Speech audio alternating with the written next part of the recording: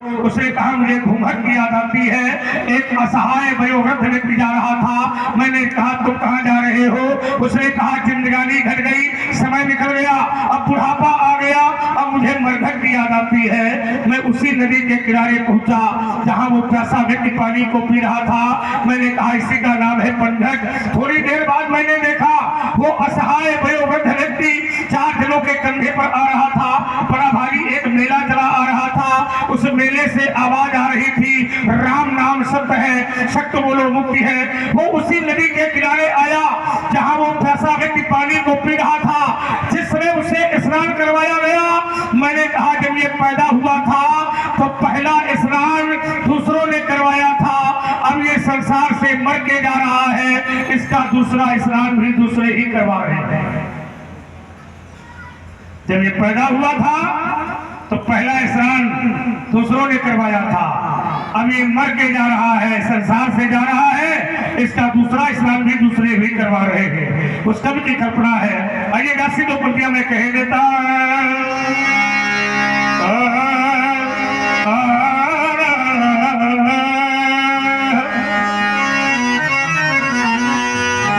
प्यास लगती है,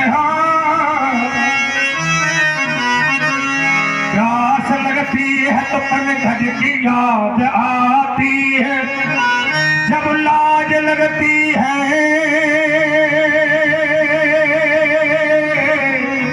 तो घूंघट की याद आती है। जब जिंदगानी घटती है, जिंदगानी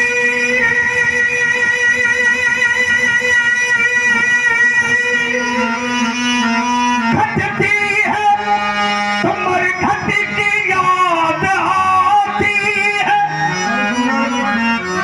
अपने ही बिछुड़ते हैं तो घट घट की याद आती है। किसी ने कहा सुरभा जो बने थे सब शिकारी बन गए, अब मंदिरों को लूटने वाले, अब पहले नहीं, सुरभा जो बने थे सब शिकारी बन गए, अब मंदिरों को लूटने वाले सब पुजारी बन गए। समय परिवर्तन हो रहा है, लूटने वाले पुजारी बन गए। धन बढ़ा, वैभव बढ़ा, अपने ही अपने हो गए, पर धन घटा वैभव घटा, अपने पराये हो गए। बहुत सुंदर है। तो एक व्यक्ति रो रहा था। मैंने पूछा क्यों रो रहे हो? उसने कहा पंडित जी चला गया। मैंने कहा क्या चला गया? उसने कहा जिसके साथ में रहता था, खाता था, पीता था, सोता था, वो चला गया। मैंने कहा जो चला गया उसको तूने कभी देखा था? जो चला गया उसको तूने कभी देखा? अरे जिसे तूने देखा था वो तेरे सामने लेटा है, गोरा गोरा मोटा मोटा, और जो चला गया है उसको किसी ने नहीं देखा। उसका नाम है आत्मा, ना जन्म लेती है, ना मरती है, ना जलाई जा सकती है, ना बहाई जा सकती है। अरे जिसे तूने कभी नहीं देखा, जो दिखाई नहीं देती है, मुंह दो आंख दो को नहीं, आंख बंद करके भी देखोगे वो दिखाई नहीं देती है, तो तू उसके लिए क्यों रोते हो? मैंने उस रोने वाले से कहा क्यों रोते हो? उसने कहा चला गया। मैंने कहा जो चला जाता है वो वापस नहीं आता। उसके लिए भी मैंने कहा क्या कहा मैंने? अब चाहे जितना रोगा वो, अब चाहे जितना रोगा वो, और चाहे जितने अश्रु बहाओ, और इस दुनिया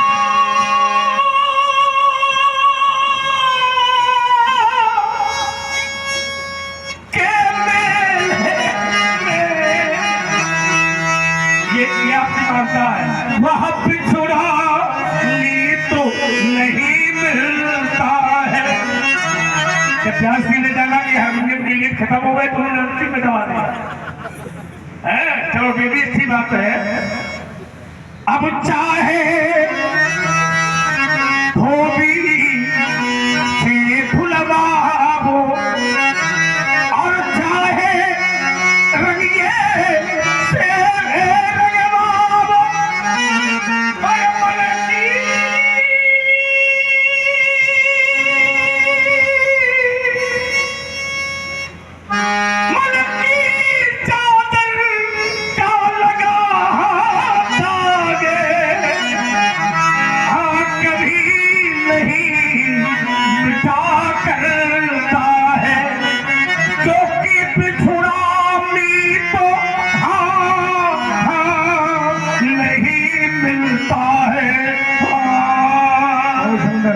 सूरज मीत नहीं मिलता, लेकिन मेरा कहना है जिन खोजा तिन पाइयां, गहरे पानी पैठ, ये तो खोज करोगे तो कुछ भी असंभव नहीं है ना। तुम खोज करो, माता पिता का आशीर्वाद हो जाए, ईश्वर का आशीर्वाद हो जाए तो कवन सो काज कठिन, ईश्वर की अनुकूलता हो जाए तो कोई कार्य। जाकर प्रभु कछु गम नहीं, क्या पर तुम अनुकूल। क्या बात है, यदि ईश्वर की कृपा हो जाए तो प्रभु प्रभाव बलवान नहीं, जारी सकई खल है तूल। दो पंक्तियां हमको बहुत अच्छी लगी।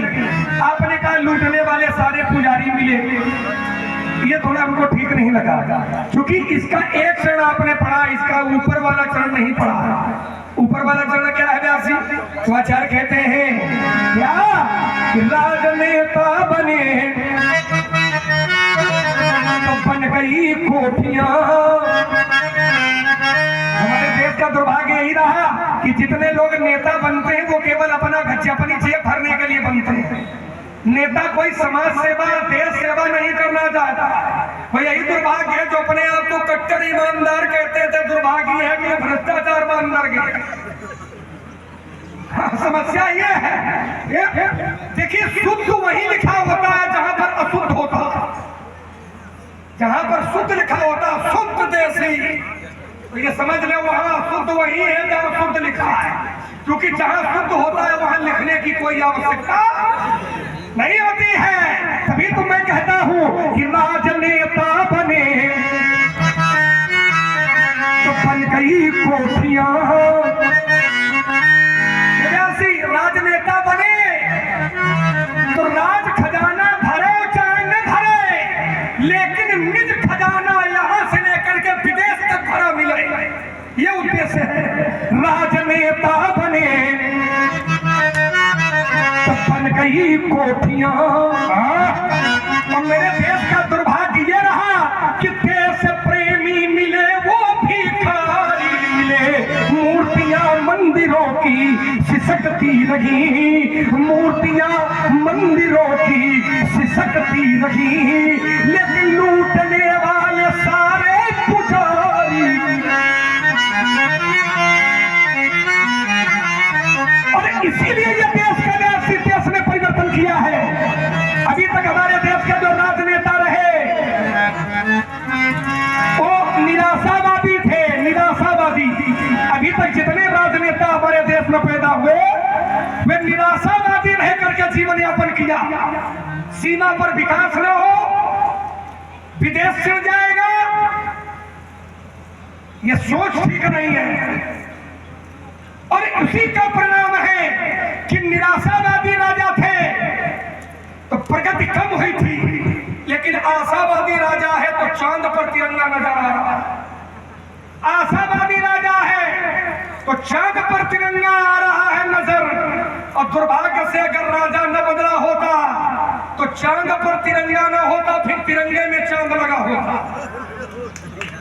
इसको समझने की, सोचने की जरूरत है ना? इसको समझना है, इसको सोचना है कि तिरंगा, चांद पर तिरंगा चाहिए कि तिरंगे में चांद चाहिए। तो तिरंगे पर चांद नहीं चाहिए, चांद पर तिरंगा चाहिए। ये राजा होता है। और इसीलिए कहते हैं जितने ईमानदार है, कहते हैं ईमानदार, लेकिन अंदर से है खोखले, है ना? अभी तो खुली शुरू हुई है, देखो कितनी पर तक खुलती है। आइए, अवस्थी जी का एक हमसे आदेश था कि मरघट का गीत जरूर सुना देना। तो आइए व्यास जी चार पंक्तियां अवस्थी जी के आदेश का पालन करते हुए, क्योंकि इन्होंने हमको उस अवस्था से और इस अवस्था तक की यात्रा में कम से कम 20-22 वर्ष का समय रहा। जब पहली बार हमारा मिलन आदरणीय भैया जी अवस्थी जी से हुआ था तो मेरी आई 16 या 17 साल की। बगल में एक परिक्रमा क्या दूर प्रोग्राम, वहीं पहली बार हमको आदरणीय यहाँ परिक्रमा ले गए थे। और तब से लेकर के आज तक 1 वर्ष भी न कमेटी ने हमको छोड़ा और न हमने कमेटी को छोड़ा। लंबा कार्यकाल। आइए मैं 3-4 पंक्ति हमारी फरीदों से समाज में। और ये तो क्षेत्र हमारा प्रेमी क्षेत्र है।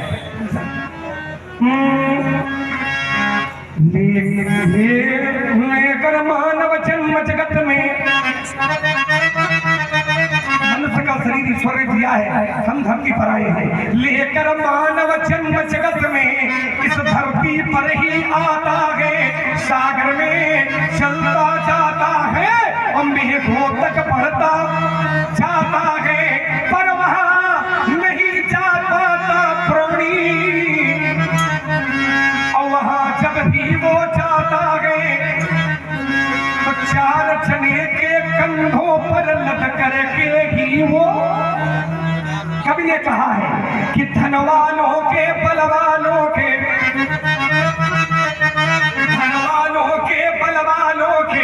ये बड़े बड़े बेटे हैं। दुर्भाग्य है कि किंतु लंगड़ों के नीचे वो चुप हो चित बेटे हैं।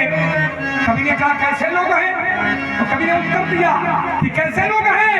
का सह न सके सर दर्द कभी, ऐसे लोग सह न सके सर दर्द कभी, और उपचार बहुत करवाए। लेकिन भैया जब समय आ गया चलने का तो फिर धनवंतरी कामना आए। ये नारी जब छूट गई जब नर की,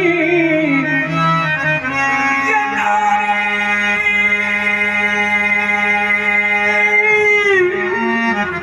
छूट गई जब नर की, तो ये प्रियजन इतना ही कर पाए।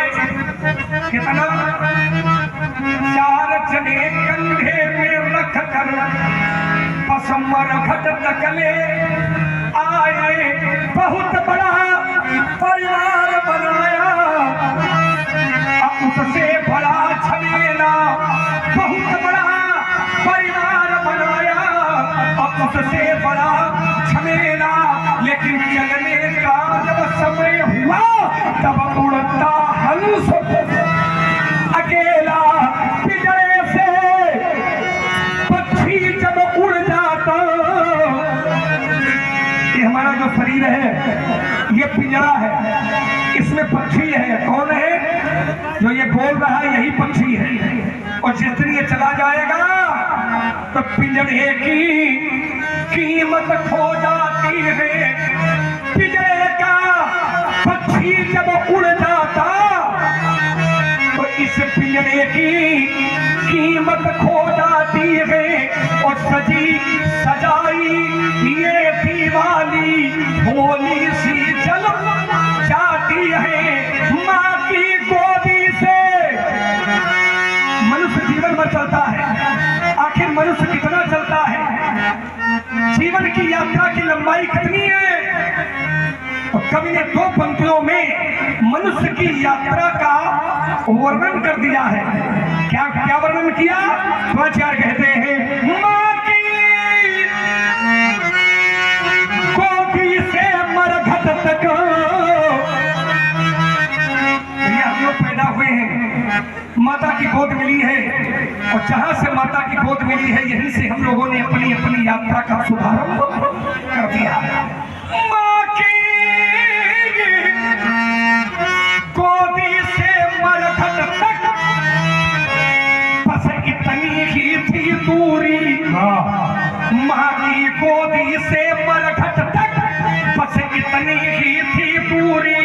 और जिसको तय करने में हम और सबने ये उम्र लगा दी। माँ की गोदी से मरघट तक, माँ की गोदी से मरघट तक बस इतनी ही थी दूरी। और जिसको तय करने में हम सबने ये उम्र लगा दी। एक कवि ने इस शरीर को कंचन काया नाम दिया। एक कवि ने कहा कि मनुष्य का शरीर तो कंचन की काया है। तो कंचन माने सोना होता है। तो हमारे यहाँ के तौरों ने कहा कि मनुष्य क्या बराबरी कंचन से कर दी कि ये कंचन की काया है। तो कहा इसमें कुछ गलत किया है क्या? कहा हाँ। एक कवि ने इस शरीर को कंचन काया नाम दिया है। अरे उस कवि ने इस शरीर को कस करके व्यंग किया है। व्यंग क्या किया? तो कवि ने कहा कि मैंने देखा है कि सोने की राखी, क्योंकि कंचन माने सोना होता है, तो कवि ने कहा कि सोने की राखी, जिसको हम लोग स्वर्ण भस्म कहते हैं, सोने की राखी को देखो ऊंचे दामों में बिकती है, लेकिन हाय न मानो तेरी राखी उड़ी उड़ी बिकती है। दाने भीम जमाने वाले इसी घाट पर आए, धर्म ध्वजा फहराने वाले इसी घाट पर आए, स्वर्ण भस्म के खाने वाले वो भी इसी घाट पर आए, अब बिना कफन मर जाने वाले इसी घाट पर आए।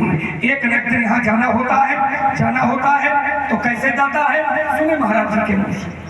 आना और जाना, ये ठीक कहा तुमने। दाने भीम चबाने वाले उसी घाट पर जाते और चंदन खूब लगाने वाले उसी घाट पर जाते, माला खूब घुमाने वाले उसी घाट पर जाते हैं, और राजमहल में रहने वाले उसी घाट पर जाते हैं।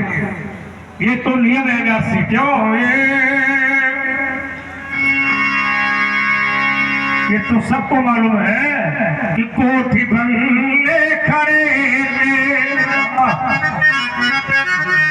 कोठी बंगले खड़े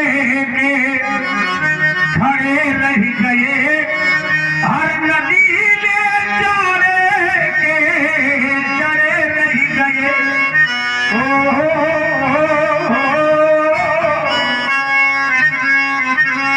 कोठी बंगले खड़े रह गए, हर नदी में जाने के जड़े रह गए। अंत में लखपति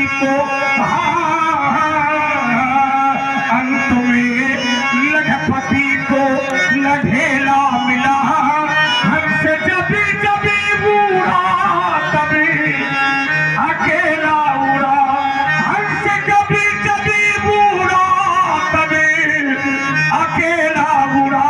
मैंने देखा है, ना ही राजा रहा, ना ही रानी रही, ना ही राजा रहा, ना ही रानी रही, ना बुढ़ापा रहा, ना जवानी रही।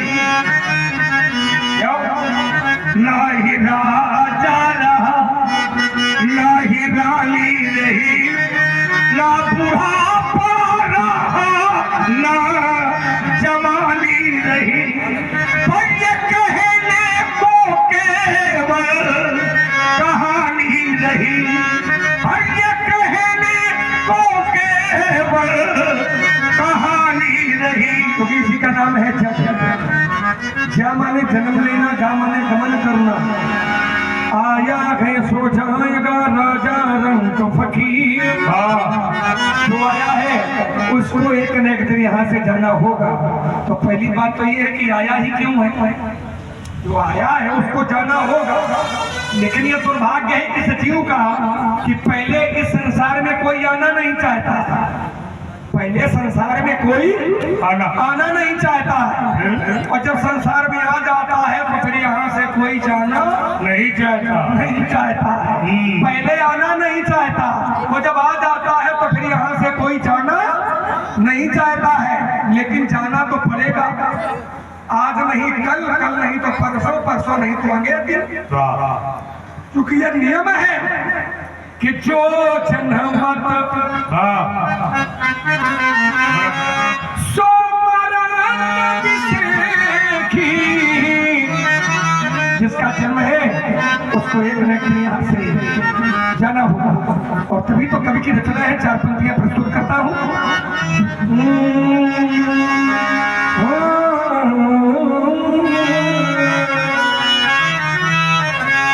धन है तो धरा के बीच में सबका धरा रह जाएगा, पशु भी बंधे रह जाएंगे, जब अंत का दिन आएगा। नारी लगे प्यारी तुम्हारी,